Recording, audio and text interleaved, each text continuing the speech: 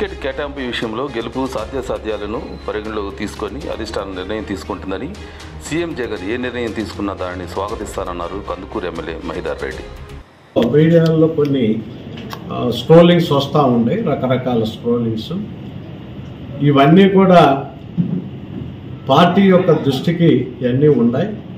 వాళ్ళు సరైన సమయంలో దాని మీద సరియగు చర్య తీసుకుంటారు.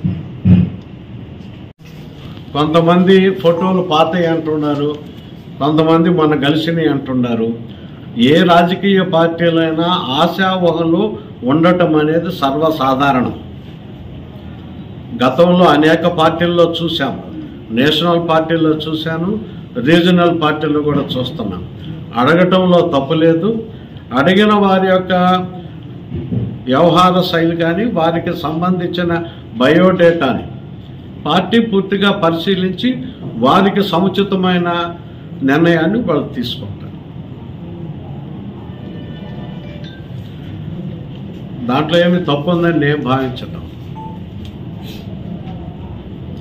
కాకపోతే పార్టీ ఇప్పుడు ఫైనలైజ్ అయినవన్నీ ప్రకటిస్తున్నారు.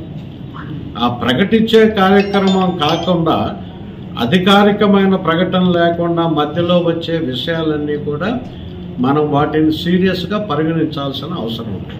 2024లో ముఖ్యమంత్రిని చేసుకోవడానికి అందరూ సహకరించాలని చెప్పి విజ్ఞప్తి చేస్తూ మరొకసారి అందరికీ కూడా ఈ సంక్రాంతి శుభాకాంక్షల్ని తెలియజేసుకుంటూ ఉన్నాం.